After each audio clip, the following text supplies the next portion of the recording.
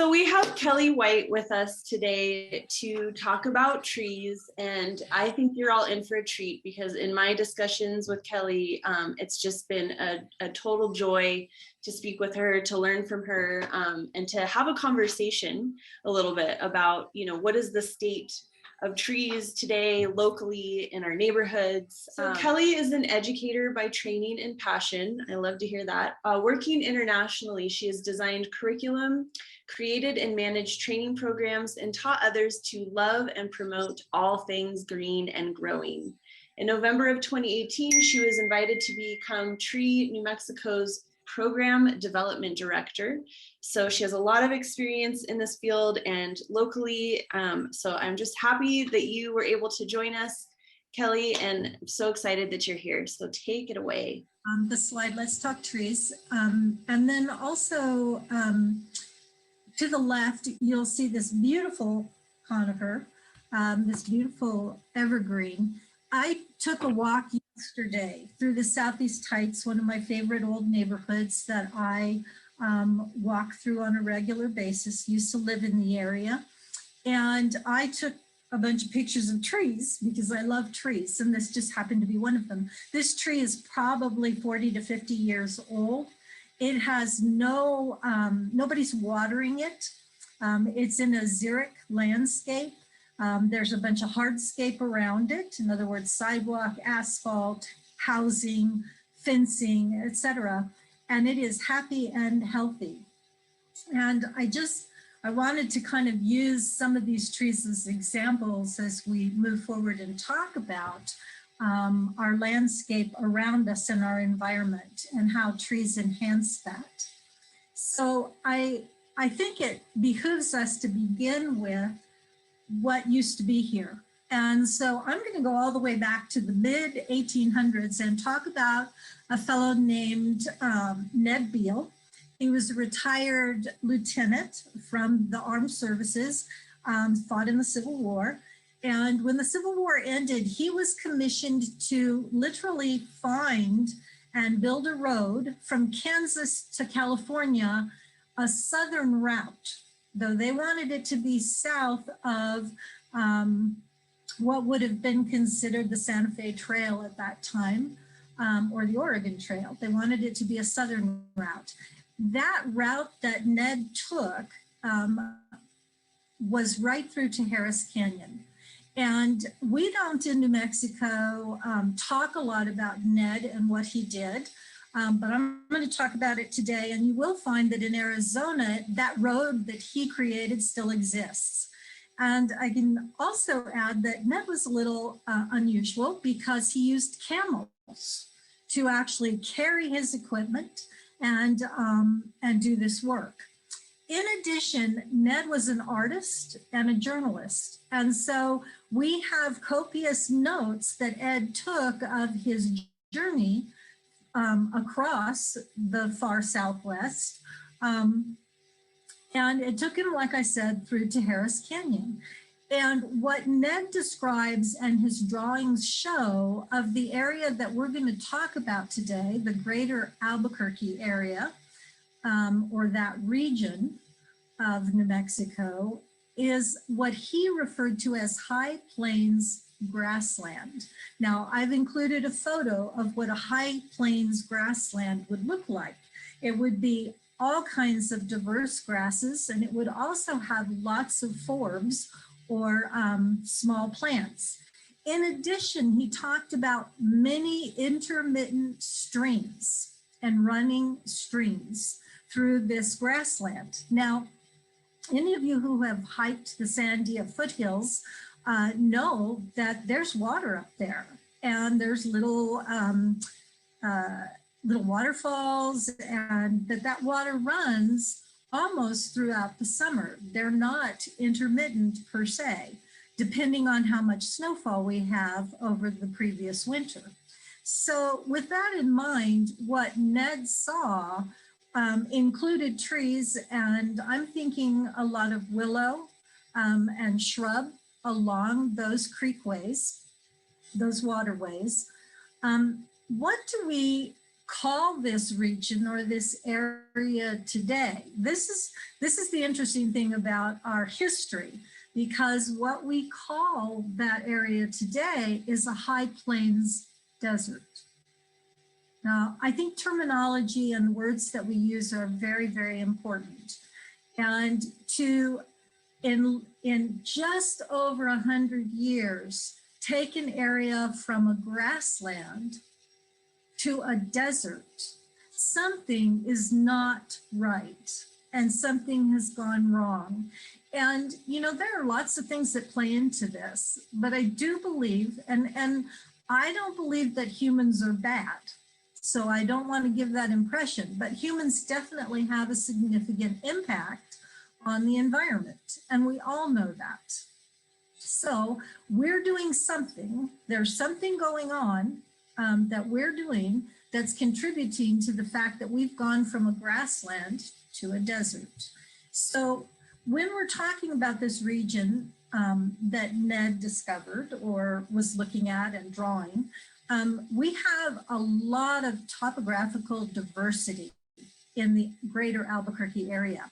We go from granite mountain peaks on the Sandias and the Manzanos to the foothills, which is granulated granite. That rock breaks down over time. And so if you're a gardener in the foothills, you are working primarily with granulated granite. Then we go into this area that's the grassy plains area, or used to be the grassy plains area, and that would have been what is referred to as a sandy loam. And then we have the river area, the bosque, which we all love. And then we go up onto the western escarpment, and that volcanic rock turns to basalt. And so we have a lot of sand.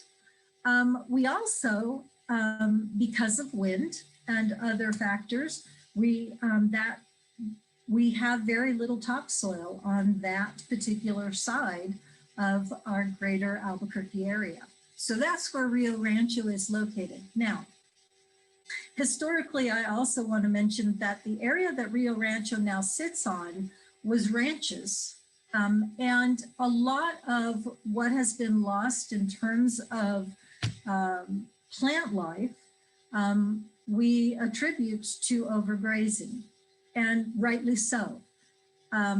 We're not going to talk about that today and debate that. I could talk about why that happened. I don't think the cows are bad.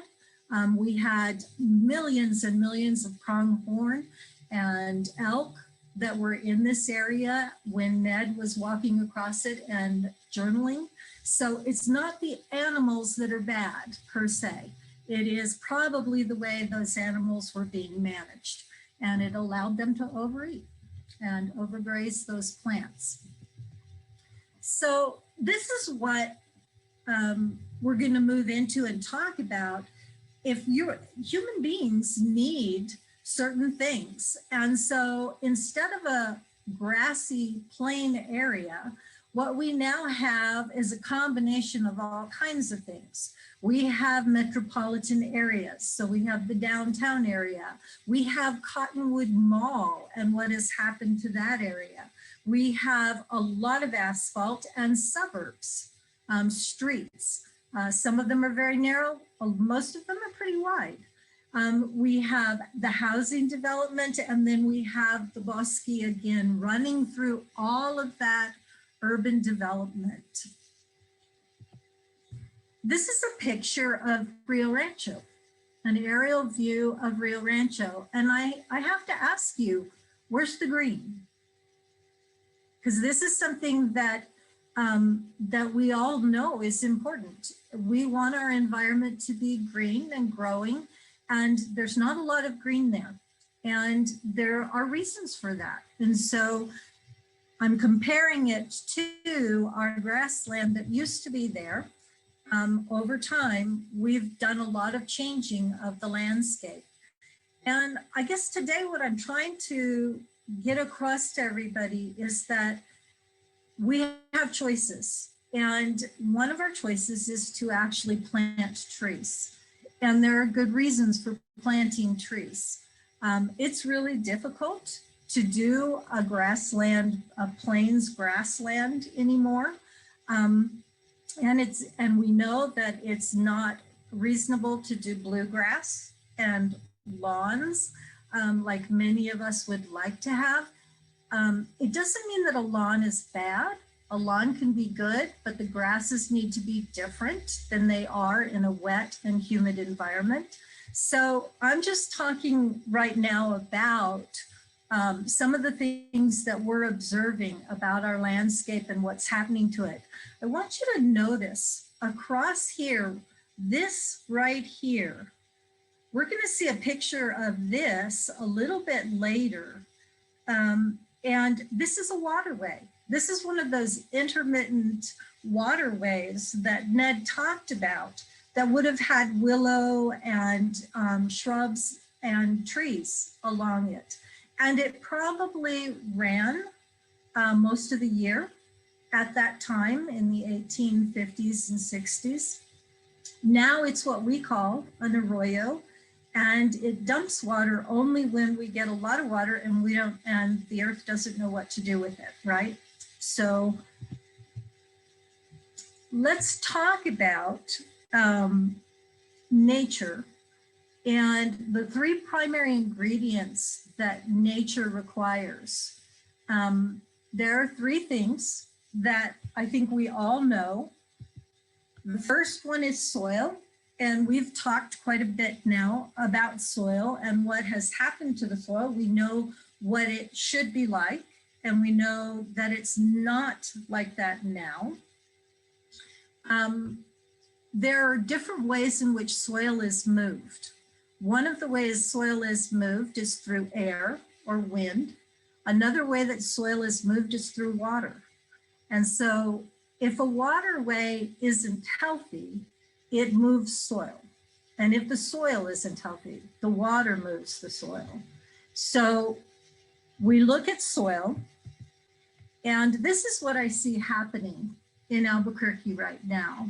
If I look to the west or I look to the south, I see soil moving. This cloud is a dust cloud. If any of you have had a chance, Timothy Egan has a great book called The Worst of Hard Times or The Hardest of Hard Times, something like that anyhow, talking about the Dust Bowl. Northeastern New Mexico is part of the Dust Bowl. The trees couldn't even hold the soil in place.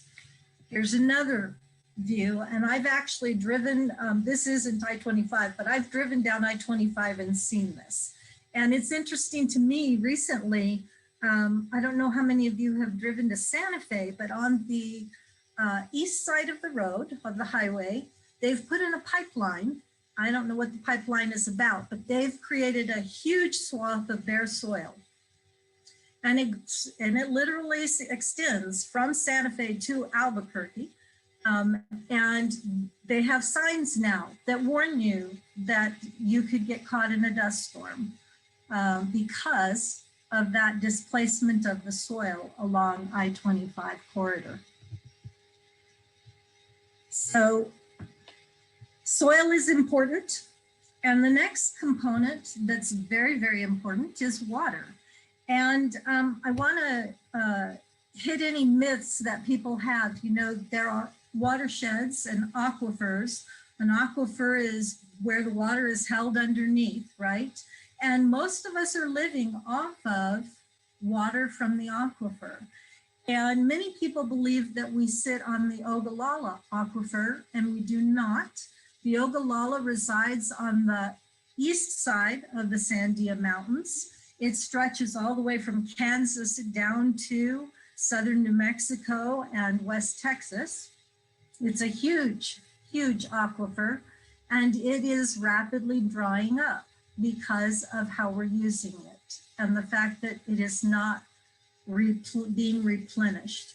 We actually sit, Rio Rancho, Albuquerque, Bernalillo, etc. We all sit in the Rio Grande Basin. So we're sitting on the Rio Grande aquifer. And I can still remember, I've lived in Albuquerque most of my life, and I can still remember as a child They used to tell us that we lived on this huge, vast underground lake and we had unlimited water reserves. Well, the truth of the matter is that that's not the fact. And geologists have now realized and hydrologists have realized that that's not true. But we still have this amazing river. It's even longer than the Mississippi. It's an amazing river and it runs right through our community. And I think about 3 years ago when the snowfall was so incredibly heavy and what that did to this river. I haven't seen the water that high and flooding its banks since I was a child. It was absolutely wonderful to see that again. So why is it not doing that every year? That's the question. Why is it not doing that every year? And then, so this is a couple of years ago and all that water that was pouring down. And then this picture is the silting of the river.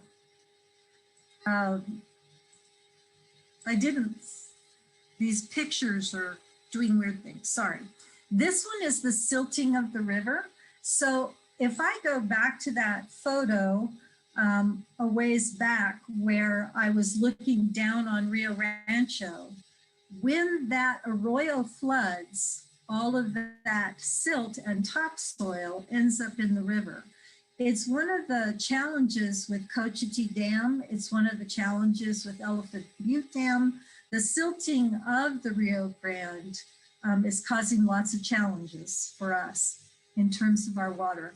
And then you look at what happens to the river further down. Once we start using the water for irrigation purposes, towards the end of the summer, that river dries up.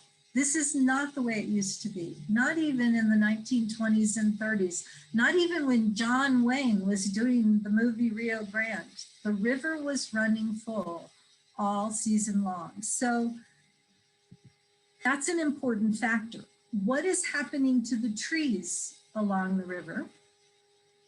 You look at the picture on the left, and then you see what's happening on the right. And people are concerned about this throughout the city. Our trees are dying off. And it's not just the cottonwoods, but in the bosque, where the water table is high, the trees should be healthy. They should have access to enough water to sustain them, and that's not happening. So I wanted to include this picture because we do a lot of pole planting. That means taking cottonwood poles and planting them deep into the ground in an effort to reestablish cottonwoods and replant cottonwoods along the river. I can share with you that Mike Melendres down at Trees That Please in Los Lunas, actually he's in Tomei, he's pretty sure that there are cottonwoods now, and during our lifetime, the bosque is cottonwoods, but it used to be white oak. And the reason he says that is because they've determined that the vigas and the very large beams in the extremely old adobes are white oak, and they came from the bosque area. So I don't know. What I do know is that it's typical for riparian areas like our river bosque to change trees. Over hundreds of years, they're going to change the species. And what you see it changing to right now are things like mulberry and ash, a lot of Siberian elm, and a lot of olive. That Russian olive, it's very diligent and it likes the bosque area. So I mentioned that things were different when I was a kid growing up in the 50s and 60s in Albuquerque. This is a picture of Albuquerque in the, I think it's the 40s and 50s, somewhere in there. And this is downtown Albuquerque. Now, we think now that we have trouble with flooding. They've always had trouble with flooding since Albuquerque was established. I can tell you that now, present day, the riverbed of the Rio Grande is higher than downtown Albuquerque, and that's why it floods. It's from the silting. This is that arroyo and Rio Rancho. This is what is now happening on a regular basis in Rio Rancho. This picture and this one. And hopefully none of you that are on today have experienced this, but I've watched the 5 o'clock news when we do get a torrential rain and what is happening. And this is what's happening. And I'm not going to point fingers or any of that stuff, but we haven't really adequately prepared the land for what happens when it rains and when the wind blows and when it does those things that are natural and normal. The third ingredient, so we had soil is really important, water is very important, and the third element is sunshine. Sunshine is extremely important, and we have more than our fair share in New Mexico. Plants should do really well in New Mexico because of the sunshine. The other challenge with sunshine is heat. And because our trees are dying off throughout the city of Albuquerque, those beautiful trees that I knew as a child, because they're starting to die off, Albuquerque's overall canopy is less than 7%. Now I'm just talking about the city of Albuquerque, and this heat map is looking at the city of Albuquerque proper. Rio Rancho is up here. And I can tell you that it's even redder. I didn't have a heat map of Rio Rancho because Tree New Mexico doesn't work in Rio Rancho right now and isn't doing anything there. So, but I can tell you that this heat index map is telling us that there's a problem. I can also share with you that Albuquerque is unique in that we kind of did it to ourselves. We had a lot more canopy at one time. And unlike Houston and Miami and Fort Lauderdale and places that were hit by natural disasters, we kind of did this to ourselves. We stopped taking care of our trees and watering them. So why is that important? Why does that even matter? What difference does it make if we have trees? So now we're going to actually talk about what trees contribute.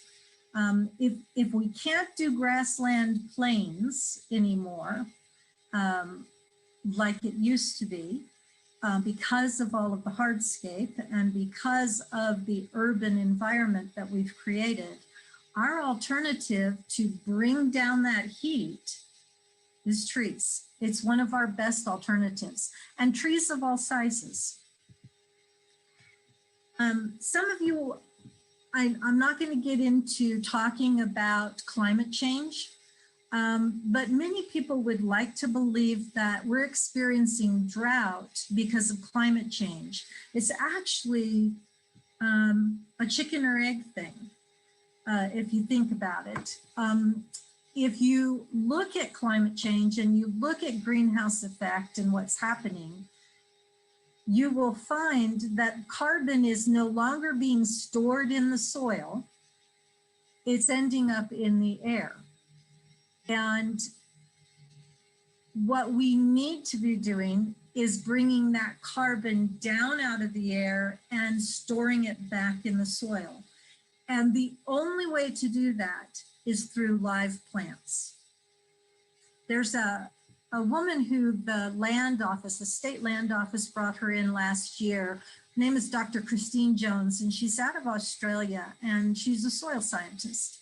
And she talked about, she's been all over the world, and she talked about how simple it would be to reverse all of this. And it has to do with growing things, growing plants, life. And in addition to Christine Jones, some of you are familiar with Paul Hawkins and the idea of drawdown. There are lots of different ways that we can draw down that impact that we're having on Earth's atmosphere. And so I included in the references the book that he edited that's about drawing down. And it includes things like composting and permaculture and all of the different cool, creative ways in which we can be changing soil and changing our atmosphere and ultimately changing the environment that we live in. So I identified and I mentioned that Albuquerque and the greater area kind of shot themselves in the foot, and we killed our canopy, or are killing our canopy. We decided back in the 70s that we don't live on this huge lake. And so what we need to do is we need to actually stop watering plants and all this bluegrass that we have on our lawns, and do what we call xeriscaping or xeric landscaping. There are 3 types of plants. There are xeric plants, there are mesoplants, and there are hydro plants. And they obviously have to do with amounts of water. A xerophytic plant is one that can go for a long time without any water. It's a cactus or some type of desert plant. A mesophytic plant needs medium water. Almost all of your trees are mesophytic. They're medium water use or need. And then there's hydrophytic plants. And those are the ones like water lilies that live in water. They like having wet feet. A xeric landscape is not rocks. And unfortunately, we kind of got the impression that that's what it was all about, was rocks. And so we went around planting lots of rock. We not only planted rock, but we put plastic. Initially, it was plastic underneath the rocks. Now, the tree, biologically, in terms of its botanical nature, most of its feeder roots that it gets water and food from are in the top 18 inches of soil. So we ripped out all of the grass and we ripped out all of the shrubs and other plants, and we laid down plastic. Now, we didn't take out the trees. We left the trees there because they were big and beautiful and green, and we need that shade, right? We love our trees, but we covered their feeder roots with plastic, and then we dumped tons of rock on top of that plastic. And then we wondered why the trees were dying. They had no access to water. They had no access to the food. They had no access. Their roots literally were just shriveling up. And we did that to ourselves. So this picture here shows you another example of xeriscaping, where they left the trees in there, took everything out but the trees, and they're about to put the plastic and the rock down. This is xeric landscaping. These plants are all water-wise plants. They're plants that are either desert plants, or they are mesophytic, and they are using water that is naturally coming off of roofs or down hillsides. You can kind of see in the background there's a very deserty mountain back behind there. But this landscape is a very healthy xeric landscape. And it includes not just trees, but all kinds of ground cover and shrubs and flora. It's beautiful. All 3 of these landscapes are beautiful landscapes, and they're all possible in the greater Albuquerque area. People talk about our water as if our amount of rain has changed, and nothing has changed. When I was a kid, we still only got somewhere between 7 and 10 inches of rain a year. That's still the case. We still get 7 to 10 inches of rain a year. What's changed is our capacity, our land's capacity to actually utilize that water. There's nothing to catch that water and hold it in the soil. And one of the things about carbon sequestration or holding carbon in the soil is it requires water. You have to have water in the soil in order for those plant roots to actually retain the carbon. Otherwise, it shoots it straight up and into the air. I'm going to go back to that walk that I took yesterday morning when I was thinking about talking with all of you today. And the tree on the right is the one that I very first showed you. And again, these I believe are cedars. They were planted over 40 years ago up in the southeast heights of Albuquerque. Again, they're huge, beautiful trees, and they're providing shade not only for that house, but also for the hardscape, the pavement all around it, cutting down the temperature in that location. A tree can literally cut down the temperature, draw the temperature down underneath it by 45 degrees. Up to 45 degrees. Now, stop and think about that. Think about all of the sun that we get in New Mexico and how hot it is during the summer, and the heat that is radiating off of the rock that we've now planted everywhere and off of the roofs and pavement that we've added. Trees are one of the most practical, best ways that we can cut down on that heat island effect. These trees on the left, and I've included them because, you know, one of the things that's sad is that we planted way too many Siberian elms back in the 50s. Governor Tingley had access to elms and he just thought everybody should be planting elms. And the tricky thing about the Siberian elm is that it puts off seed in the spring, and it's a very hardy species, the elm species. It's very, very hardy, that family of tree. But there are many different species within the elm family. And that's something that I wanted to bring to your attention is these are Siberian elms, and they've been well cared for. They have actually been maintained. They've been pruned. They're in a xeric landscape, so they're not getting any more water than this tree over here. But they have their canopy on them and they're healthy and they're happy. So I'm not saying we should go out and plant a bunch more Siberian elms. What I am saying is that the elm family has some really great trees in it.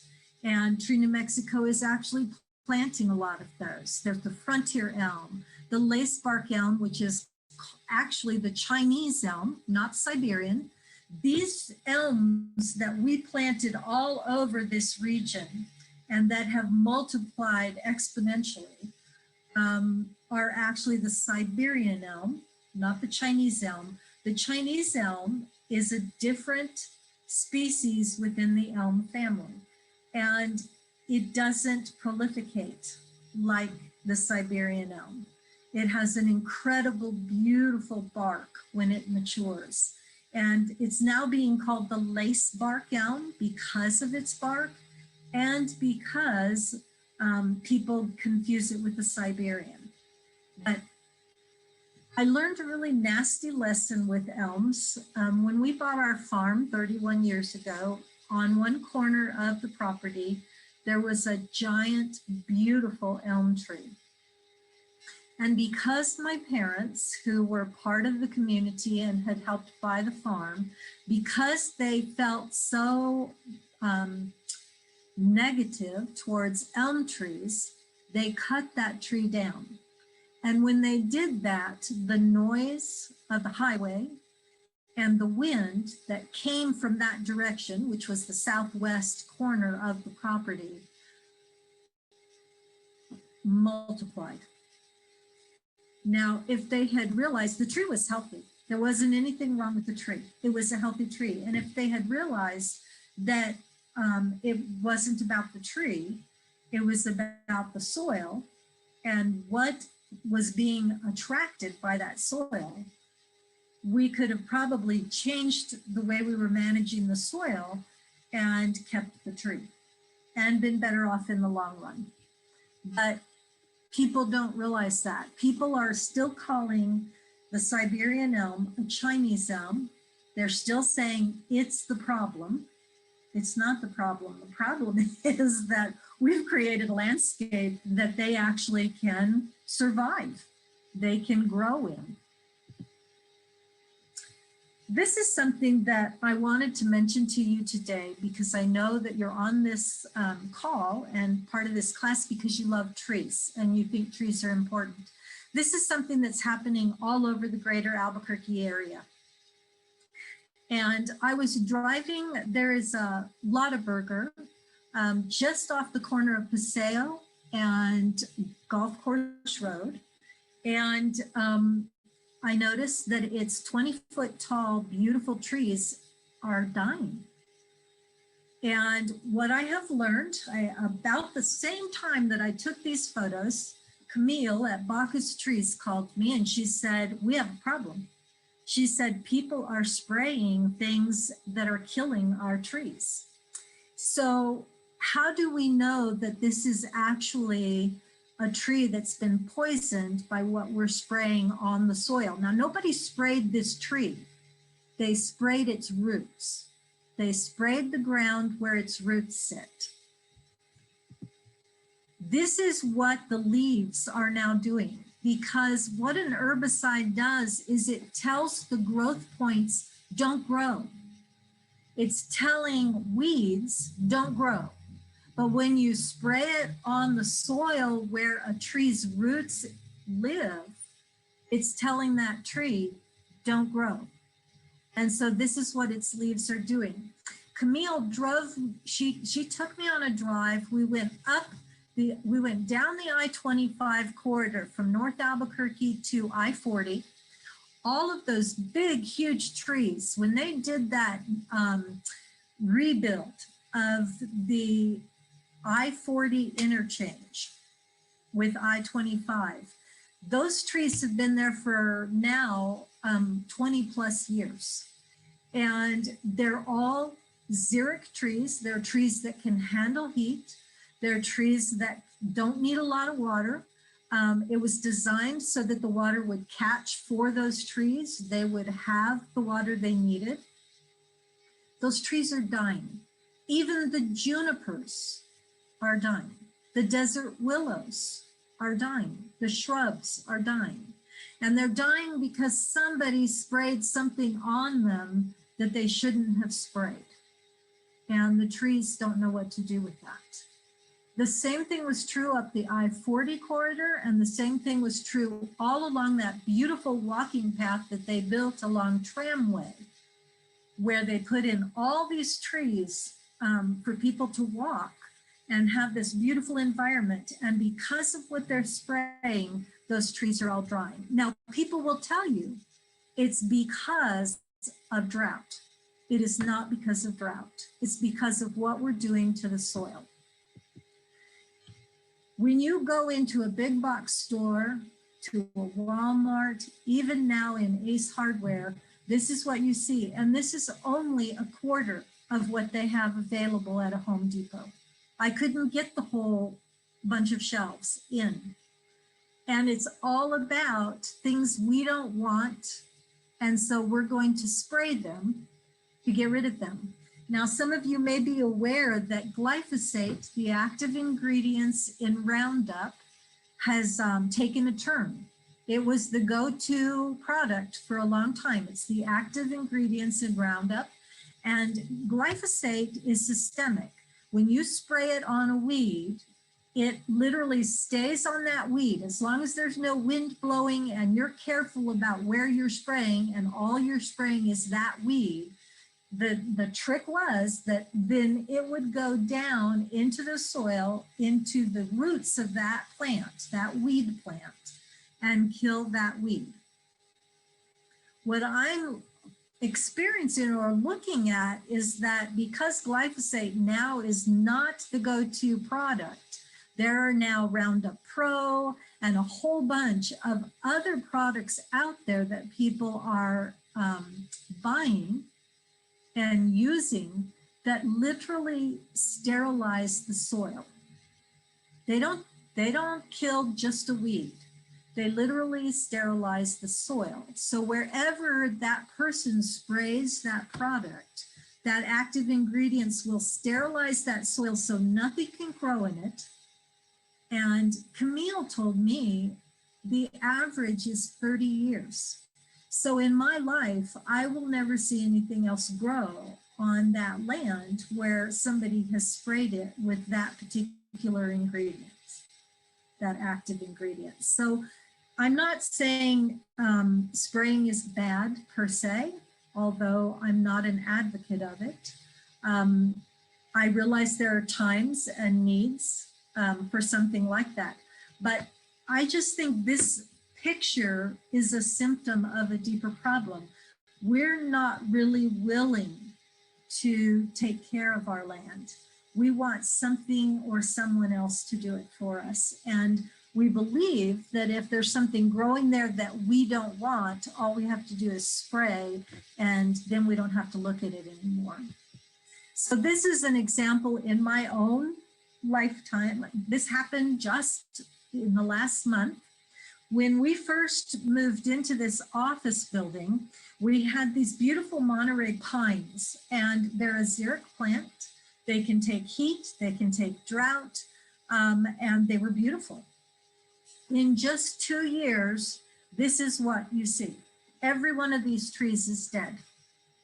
We have 7 of them, and they're sitting around the parking lot, and they're all dead. The other day, I was sitting here at my desk, looking out the window in front of it, and this is what I caught on camera.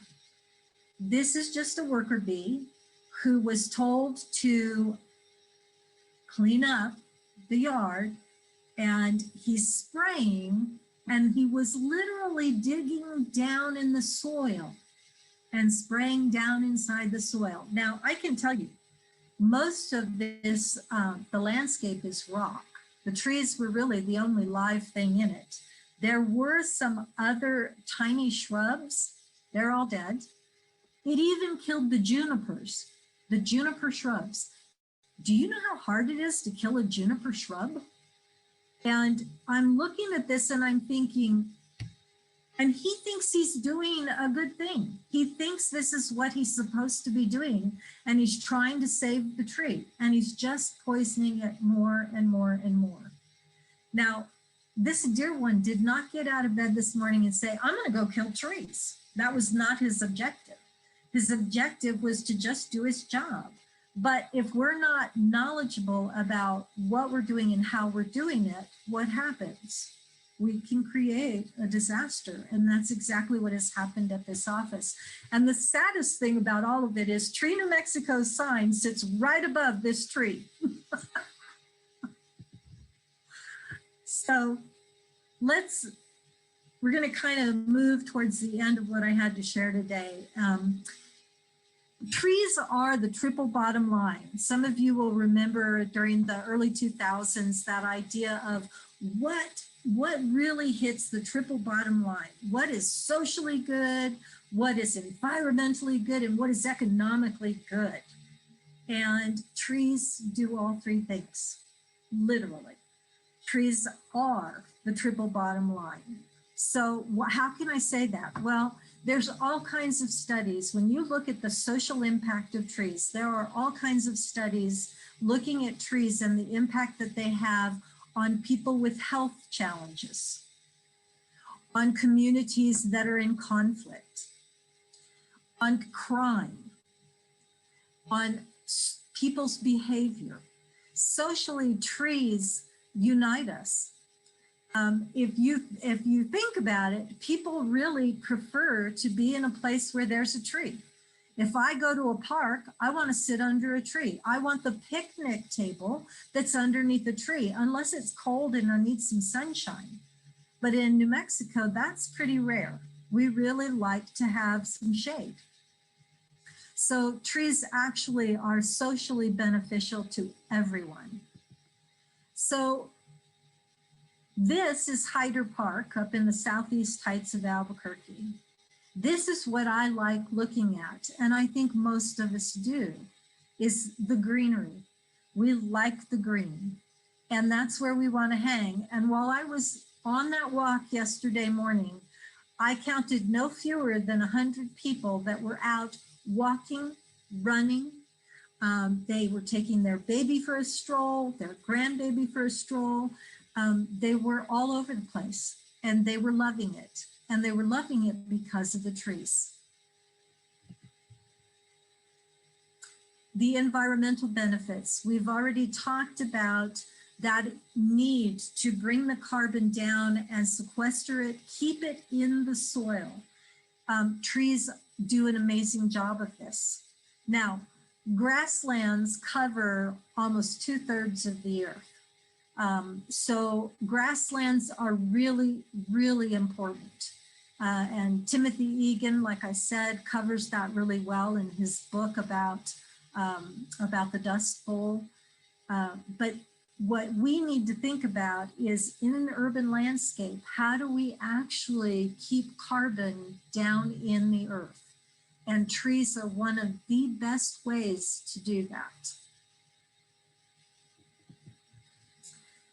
Economically, one of the things that people always argue about or talk about is that trees are a bust. They just cost way too much money. They cost money for when you buy them. I mean, a 15-gallon tree on average costs somewhere between $100 and $128 for a 15-gallon tree. Then you talk about maintenance, the water bill.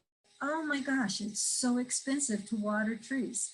Then you add to that the maintenance of a tree because it needs to be pruned.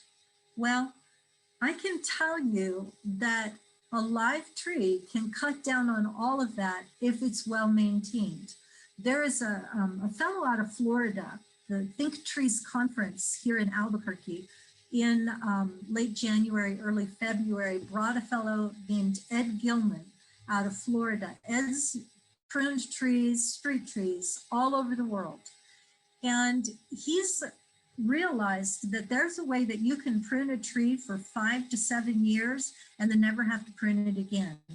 And that tree will be healthy and will continue to have that same shape and form and will not lose branches. It would be very, very rare for it to lose its branches as long as it's been watered and cared for and is well established. And it's the right kind of tree for that particular environment. So with that idea of the right kind of tree for that environment, the Nature Conservancy just put out a climate ready tree report. I've included that information in the references. It's on our website. That report has lists of trees that should be planted in the greater Albuquerque area, including Rio Rancho.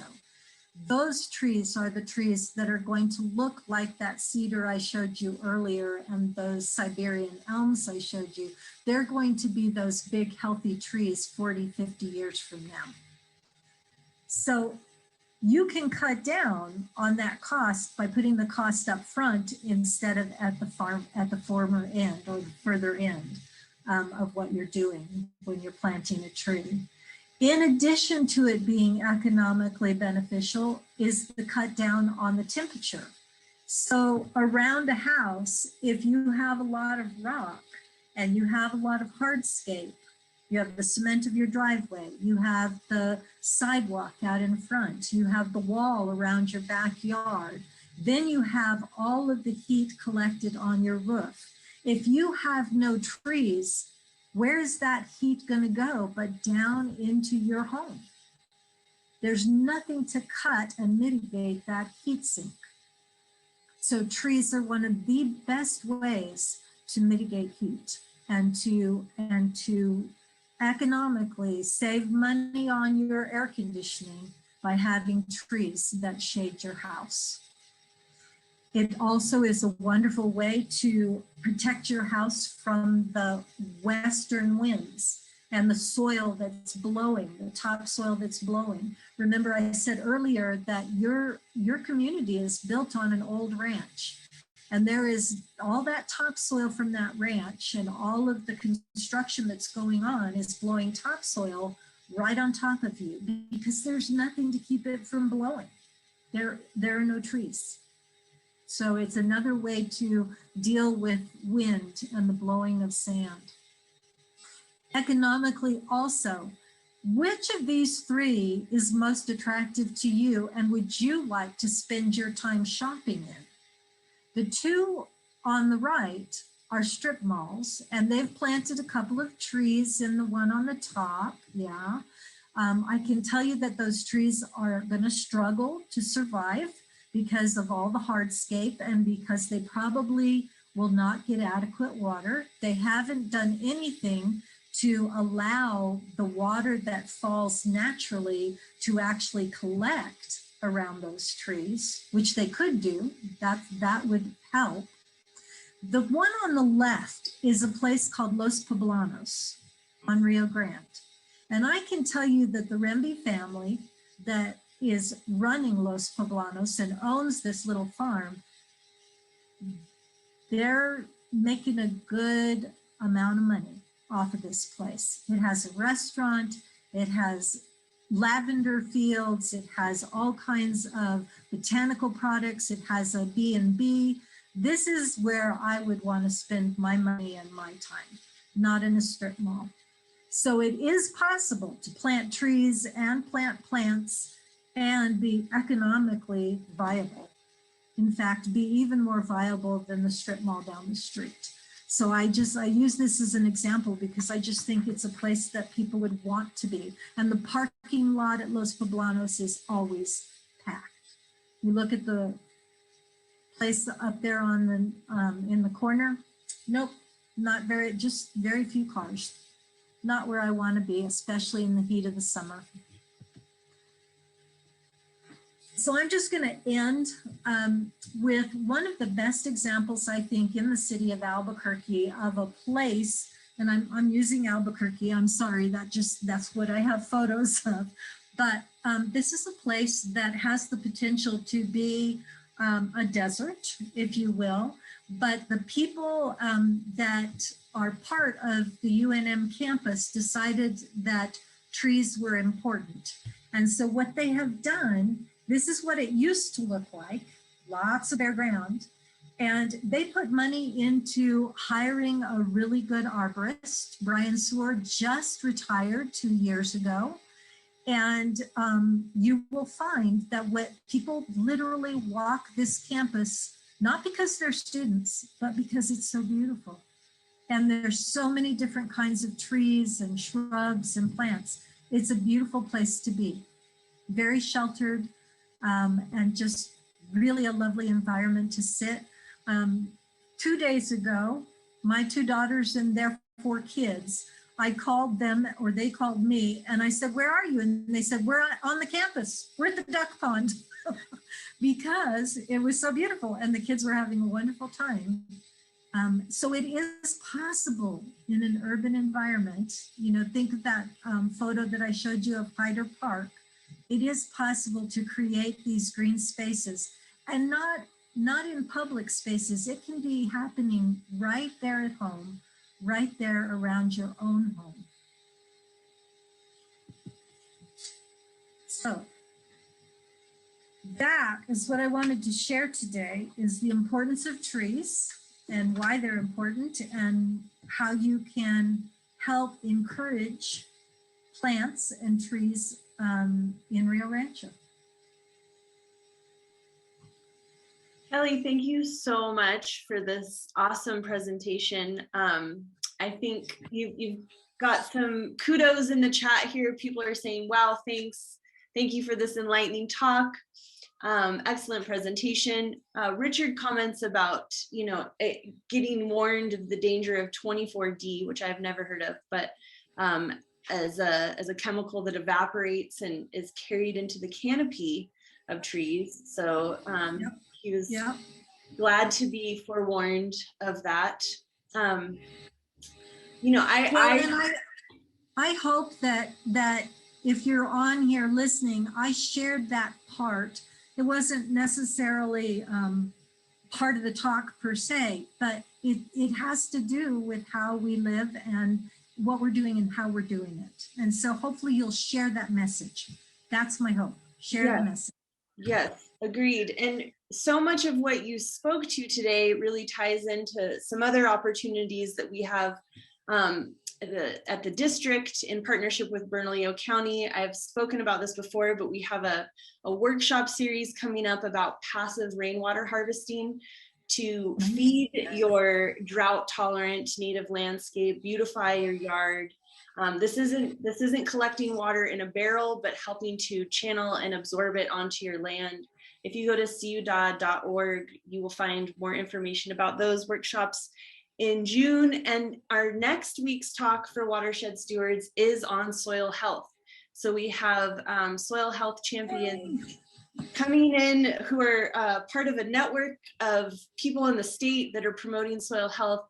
And it all just ties in really well to this conversation about what we can do to, take part in protecting and restoring our land. So so much of what you spoke to today, I just think is so fascinating, and it's really helpful for people to see the implications on a larger scale, like those heat island effect, that data and what we're looking at as we're moving forward in a changing climate. Well, there's so many layers to that. I think that we do need to prepare for a little bit different ecosystem coming, in the next 100 years, and we can be smart. We can do things better than we have in the past. So well, and I believe we can change that. We can actually have a positive impact, and we can turn that around. And it's not rocket science to turn it around.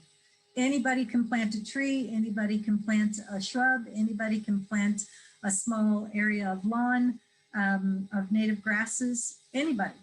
It's not hard to do. Kelly, do you mind just clicking forward to the next slide with your resources, just so it's a part of the recording? Yep. And yeah, there's a lot, I would say a lot of resources. Tree New Mexico, you should check out and see, what they've got going on there. I love that you've got Kiss the Ground, the Netflix documentary. If anyone has not seen that, you watch that and then come to our talk next week and you will be prepared, because it is a pretty revolutionary discussion about reversing the effects of, too much carbon in our atmosphere. Well, Kelly, thank you so much for your time today. Hopefully we can keep you involved in Watershed Stewards, and we appreciate the work that you're doing for our community. So thank you so much. Very glad. Nice to be with you all. Well, I think everyone was so engaged that there weren't a lot of questions, but I encourage you to follow up with Kelly if you have any. Thank you for your time, everyone.